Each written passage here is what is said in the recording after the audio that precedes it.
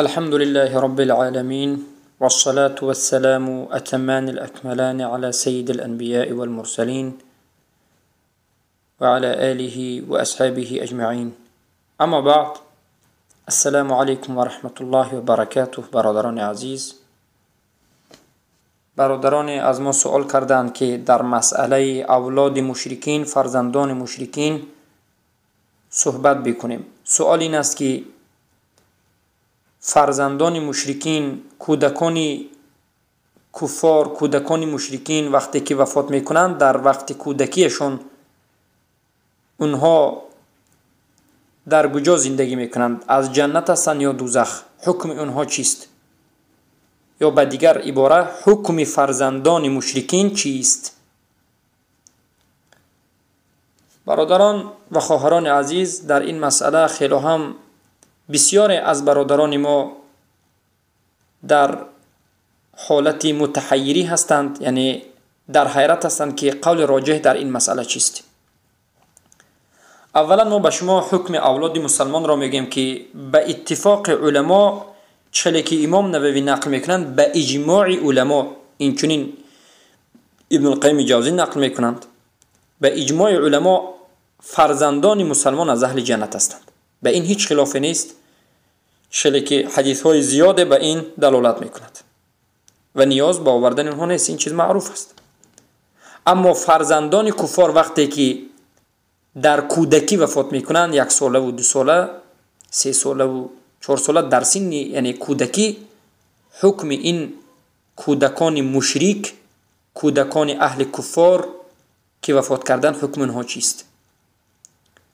ابن القیم جوزی در کتاب احکام اهل الذمه و دار الحجرتین، و اینچنین ابن تیمیه رحمت الله علیه در کتاب درء التعارض بین العقل و النقل، و اینچنین در مجموعات الفتاوی ابن تیمیه رحمت الله علیه، و اینچنین ابو الحسن الاشعری در کتاب ابانه یا که مقالات در این مسئله ذکر کردن، و اینچنین ابن کثیر رحمت الله علیه و در تفسیر آیه و ما كنا معذبین حتی نبعث الیهم رسولا صحبت کردند.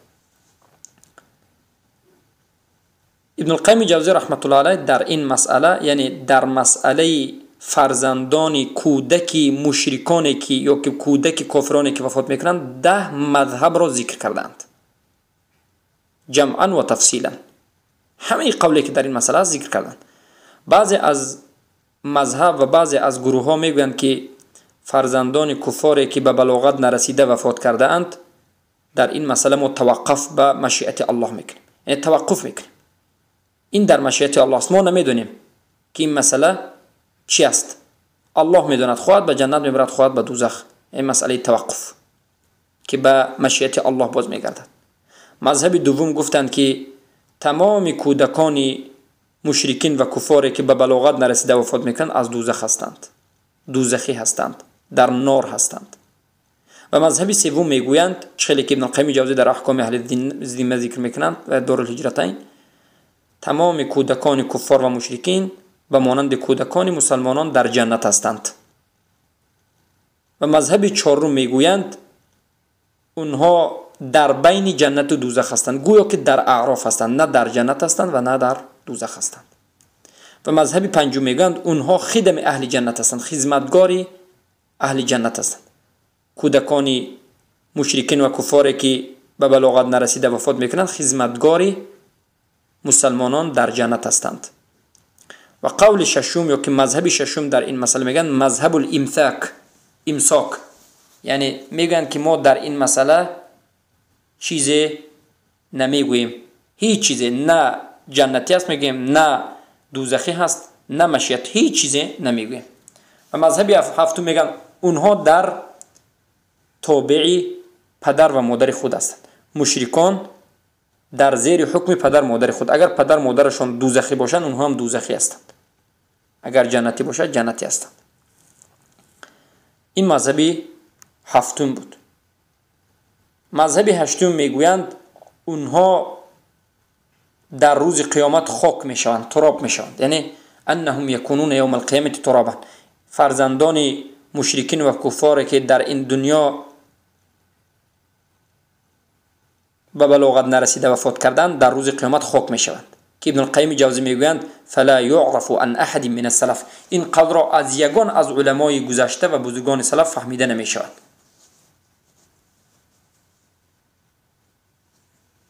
پس و آثار الصحابه تكذب هذا القول و ترد عليه قوله، از صحابه ها آثارهایی که اومده است این قول را ضعیف می‌دانند. شاید از همه قول ضعیفترین همین باشد، تراب شدن، خاک شدن.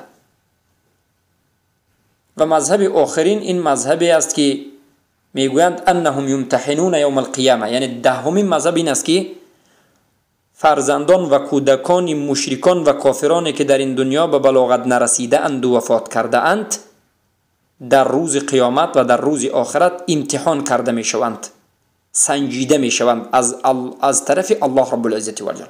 الله اونها را می سنجد. چلی که نقیب جوزی میگند و یرسل الیهم الله تبارک و تعالی رسولا، الله رب العزة والجلال بسوی اونها رسول را میفرستد. و الى كل من لم تبلغه الدعوه، و بسوی همه اون کسانی که به اونها دعوت نرسیده است. فمن اطاع الرسول دخل الجنه، پس هر کسی که به این رسول الله فرستاده اطاعت کند جنت می‌دارد و هر کسی که اطاعت نکند داخل دوزخ میشد. و برای همین میگند ابن القیم جوزی بعضی از فرزندان مشرکین و کفاری که به بلاغت نرسیده وفات کردند از امتحان میگذرند و جنت میروند و بعضی از اونها از امتحان نمیگذرند و دوزخ میروند.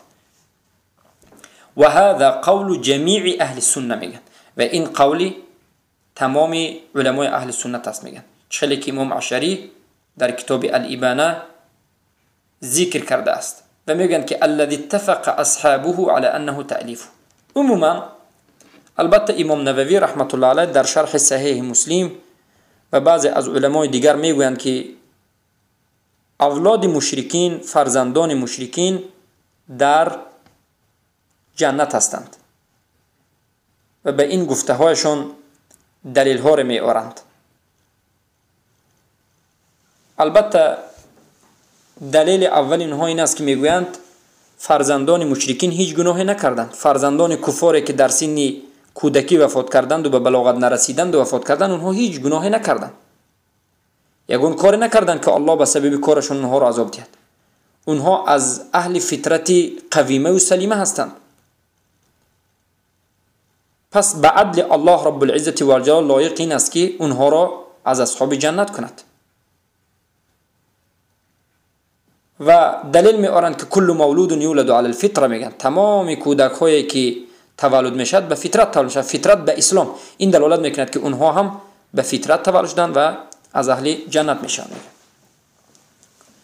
و این چنین دلیل دیگر میارند حدیث ابراهیم علیه السلام، حدیثی که بسیار به جوانان ما شبهه میارد. این حدیث ابراهیم علیه السلام که میگن انه رأى ذراریل المشرکین مع ذراریل المؤمنین، یعنی پیامبر صلی الله علیه و وقتی که به جنت میروند ابراهیم علیه السلام را میبینند که در گردشان کودکای زیادی هست. سوال میکنند به ابراهیم که این کودکای کیست؟ میگن کودکای مسلمان ها و کودکای مؤمنان و کودکای مشرکین در جنت در گرد و اطراف بابایمان ابراهیم علیه السلام پیامبر و رسول کودکای مشرکین و کودکای مؤمنین است. پس میگن اگر کودکای مشرکین هم در نزد ابراهیم علیه السلام در جنت باشد این دلالت میکند که اونها از اهل جنت هستند. و هر کسانی که میگن که از اهل جنت هستند با بین هم دیگر در مسائل دیگر اختلاف میکنند.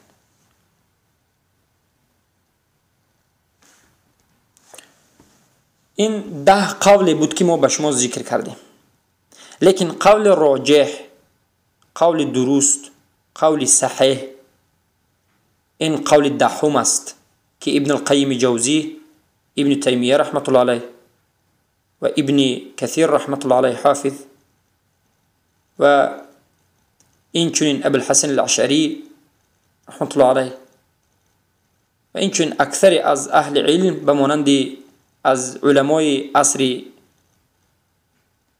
خود ما ابن تیمیه رحمت الله علیه، از علمای عصر گذشته ما عصر 20 ابن باز رحمت الله علیه در این مذهبند که میگویند فرزندان مشرکین و کفاری که به بلاغت نرسیده وفات کرده اند در روز قیامت امتحان کرده می شوند الله اونها را امتحان می کند، می سنجد و کدام اونها که از امتحان گذشتند به جنت می درآیند و کدام اونها که از امتحان نگذشتند به دوزخ می درآیند. این قولی راجح است. این قول را ما اختیار می کنیم که این قول چه خیلی گفتیم، قولی شیخ الاسلام و قولی ابن القیم، ابن کثیر و ابن الحسن و غیر از این از علمای بزرگ و این چنین ابن باز رحمت الله علیه می باشد. و به اذن الله رب العزة والجلال باز علم در نزد الله است. والله اعلم. این قولی درست و صواب است. و این چنین علمای دیگر نیز به همین قول رجوع کردند که فرزندان و کودک های مشرکین در روز قیامت امتحان کرده میشن.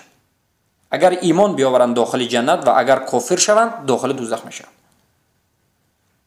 و بعضی از انسان ها در این ترجیحی که ما کردیم یا این راجحی که ما ذکر کردیم، قولی درستی که ما ذکر کردیم، شاید تردد بکند، در حیرت ماند. و یکی از اسباب تردد حیرت آورش این است که میگویند حدیث های امتحان، حدیث هایی که برای امتحان شدن کودکان مشرکین در روز قیامت آمده است ثابت نیست. البته اگر هر یک این حدیث ها را گیرید و سند به سند بینید، همه حدیث هایی که دلالت به امتحان میکند کم کم ضعف دارد، اما در علم حدیث یک قاعده است با جمع طرقش که با چندین روایت ذکر شده است که امام احمد رحمت الله علیه ذکر میکنند.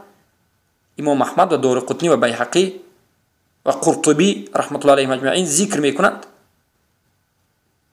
با چندین سندها، با چندین طرق و راه، همه این وقتی که به هم دیگر جمع می شود درجهش به حسن می برد. از این چی گرفته می شود؟ حجت می شود که حدیث های امتحان را امام احمد و ابو یعلا و غیر از اینها علمای دیگر به طریقها و راهها و سندهای مختلف به الفاظ مختلف ذکر کردند که همش نزدیک به دیگر است. و همه اینها دلالت میکند که حدیث امتحان در روز قیامت این حدیث حسن است و حجت گرفته می شود. خیلی که ابن القیم جوزی این چنین در کتاب احکام اهل الذمه این مسئله را ذکر کردند. و بعضی ها میگن که روز قیامت روز امتحان نیست، روز اختبار نیست، امتحان این دنیا است. این هم غلط است. خیلی که ابن القیم جوزی به این سخن که سخن عبدالبر است، ابو بکر محمد ابن عبدالبر صاحب کتاب تمهید و استذکار، به 11 وجه جواب میدن. میگن روز قیامت هم میتواند روز امتحان باشد، خیلی که قبر امتحان دارد. وقتی که من و شما وفات میکنیم الله من و شما را بار دیگر میسنجد، من ربک، من ما دینک، من نبیک. و این چنین در روز قیامت سنجش وجود دارد و این از حکمت و از علم الله است. پس حدیثی که حجت میگیرند این است که در روز قیامت 4 گروه می آیند که به نزد الله به حجت می آیند و یک از اونها گونگ است یا که کر هست و یک از اونها گونگ است و یک از اونها احمق است و یک از اونها صاحب فطرت است. و در بعض روایت ها آمده است که و یک از اونها مولود است، صغیر است و یکی از اونها مجنون است، دیوانه است، یا که یکی از اونها رجل حرام است. و اونها به نزد الله می آیند. طفل کودک مایده به الله میگوید یا ربی اننی صغیر ولم اسمع ما جاء به النبی صلی الله علیه و سلم. ای الله من کودک بودم و هر اون چیزی که رسول الله به ما خبر داد نفهمیدم. و بزرگ میگوید که ای الله پیامبر صلی الله علیه و سلم را فرستادی و من عقل نداشتم، نمیفهمیدم، چیزی را نفهمیدم. مجنون نیست، همین حجت را می آورد که من دیوانه بودم، مجنون بودم، هیچ چیزی را نفهمیدم. پس همه اینها را الله رب العزة والجلال امتحان میکند و هر کسی که اطاعت کرد از امتحان گرفت گذشت به جنت و هر کسی که اطاعت نکرد از امتحان نگذشت به دوزخ می رود. و الله میداند که اونها قبول میکنند یا نمیکنند. والله اعلم بما كانوا عاملین که در دوام حدیث الفطرة كل مولود یولد علی الفطره آمده است. البته الله در قرآن عظیم شان خبر میدهد که و ما كنا معذبین حتی نبعث رسولا. الله هیچ قومی را تا رسول نفرستد، تا حجت نفرستد اذیت نمیداد. برای همین این کسانی که رسول را نشناختند در روز قیامت سنجیده میشوند. پس امتحان و ابتلا خاص این دنیا نیست، بلکه انسان در برزخ و در قبر نیز امتحان می شود، چلی که حدیث قبر به این دلالت می کند و اینچنین در روز قیامت امتحان کرده می شود. چلی که حدیث سه آمده است که در روز قیامت الله رب العزت و الجلال خودش را به مؤمنان به غیر آن صورتی که اونها تصور می کردن نشان می دهد تا که امتحانشان کند. چلی که این حدیث ثابت شده است. يتجلى لعباده المؤمنين في صورة غير صورة التي يعرفون ليمتحنهم بذلك في الموقف المهيب. پس همه این حدیث ها دلالت می کند که قول راجح و درست این است که از بین این ده قول، از برون این ده مذهب دهم که کودکان مشرکین و کودکان کفار که وفات میکنند در روز قیامت امتحان کرده میشوند. اما به حدیث ابراهیم علیه السلام چگونه جواب میدیم؟ یا که به حدیث الله اعلم بما كانوا عاملین، علما میگن الله اعلم بما كانوا عاملین، الله میدونست که اونها چیکار چی عملی میکنند. این به این سخن هیچ ضدیتی ندارند، بلکه شاید این سخن رسول اکرم صلی الله علیه و سلم دلیل به امتحان هم شود. یعنی الله میدوند که اونها کدامشون نجات مییابند و به جنت میروند و الله میداند که کدام اونها نجات نمییابند و از امتحان میغلطند و به دوزخ میروند. و اینچنین شبهه دیگر این شبهه حدیث ابراهیم علیه السلام است که پیامبر دیدن که در دوزخ، پیامبر دیدن که ابراهیم علیه السلام در جنت در گرد و اطرافشون کودک‌های مشرکین دور میزند. بعضی از علما میگن شاید که این کودک‌هایی که در گرد اطراف ابراهیم علیه السلام دور زده شده است از کودک‌های مشرکین، این کودک‌های باشد که از امتحان گذشته اند و نجات یافته اند. یعنی یحتمل انهم امتحنوا فنجحوا، یعنی اون کودک‌هایی که در گرد و اطراف ابراهیم هستند، کودک‌های مسلمان و کودک‌های کفار و مشرکین، کودک‌های مشرکین اون کودک‌هایی هستند که از امتحان گذشته اند و به جنت در آمدند. شاید به خاطر همین اطفال مشرکین گفته شود میگن. البته بعضی از قول سخن علما است که شاید به حق نزدیک است. چرا اونها را اطفال المشرکین گفته می شود؟ در جنت از امتحان گذشته اند و به جنت روند. شاید اطفال مشرکین نسبت اونها به دنیا. پس برادران عزیز، مختصرا این است که هر کودک مشرکی که در این دنیا مرد، ما به اونها معامله کفار میکنیم. یعنی ما به اونها نماز نمیخونیم، ما به اونها جنازه نمیکنیم، ما به اونها را به قبر مسلمان ها دفن نمیکنیم، ما به اونها دعا نمیکنیم. اما در روز قیامت این کودک ها امتحان کرده میشوند و هر کودکی کفار و مشرکینی که از امتحان گذشت به جنت میرود و هر کودکی که از امتحان نگذشت به دوزخ میرود، که ابن باز رحمت الله علیه همین سخن را ذکر کردند و قول راجح دانستند. و این چنین شیخ الاسلام ابن تیمیه رحمت الله تعالی علیه و حافظ ابن کثیر و ابن القیم جوزی در همین مسئله هستند. و بارک الله فیکم.